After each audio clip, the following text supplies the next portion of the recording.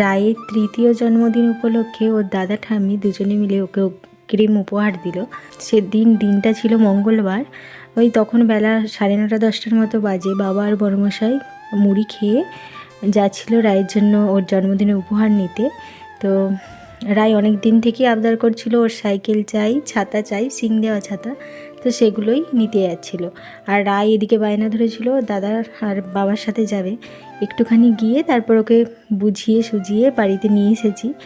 আর তারপর স্নান টান করিয়ে ওকে পড়তে বসিয়েছিলাম যে পড়, তাহলে ওরা তাড়াতাড়ি চলে আসবে। আর মেয়েটাও সোনা মেয়ের মতো কথা শুনে সাইকেল পাবে ওই জন্য পড়তে বসে পড়েছিল। আর এটা কি? ও বাও, কি সুন্দর কথা শিখেছে। বোতাম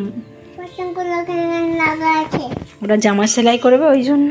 হাজারটা প্রশ্ন। বাবা আর বড়মশাই দুজনে মিলে গিয়েছিল কামারপুকুরে। তো ওখান থেকেই সাইকেল নিয়ে আসছে। তারপর পড়াশোনা করে রায় দুপুরে খাবার খেয়ে নিয়েছিল। তখন ঘড়িতে প্রায় 12টা 15-20 মতো বাজে।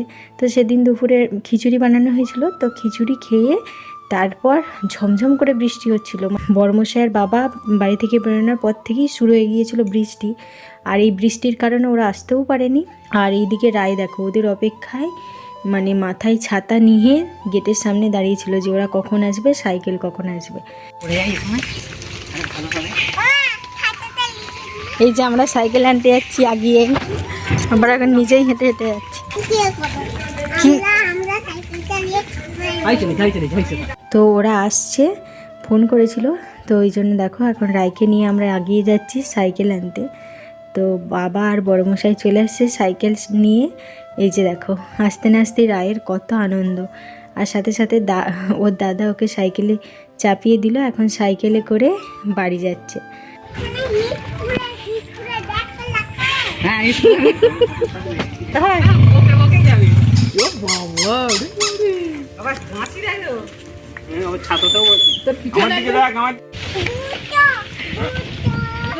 তো সত্যি নিজেরাই মানে কোনো উপহার পেলে কি আনন্দ লাগে। আর ছোট্ট বাচ্চারা তো বেশ আনন্দ মজা পায়।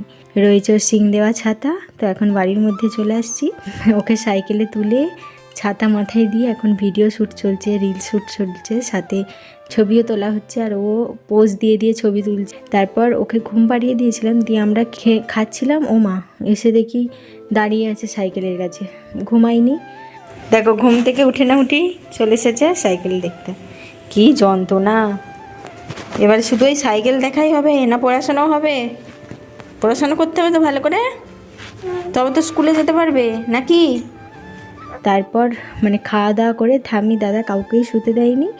ওই ঘরের মধ্যেই বৃষ্টি হচ্ছিল বাইরে বলে ঘরের মধ্যেই সাইকেল চালাতে শুরু করে দিয়েছিল। তারপর বাবা এই যে দেখো সিটটা এখন তো সাইকেলের সিটটা অনেকটাই উঁচু, রায়ের পা কুলোচ্ছে না প্যাটেলে।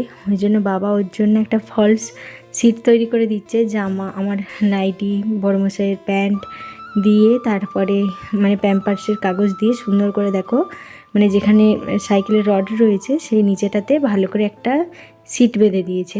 ঘড়িতে প্রায় 3:30 পৌনে 4টের মতো বাজে। বৃষ্টিটাও কমেছে আর তারপরে রোদও উঠেছে। দেখো বিকালবেলায় বেরিয়ে পড়েছে ওর ছোটদাদা আর ঠাম্মির সাথে সাইকেল চালাতে।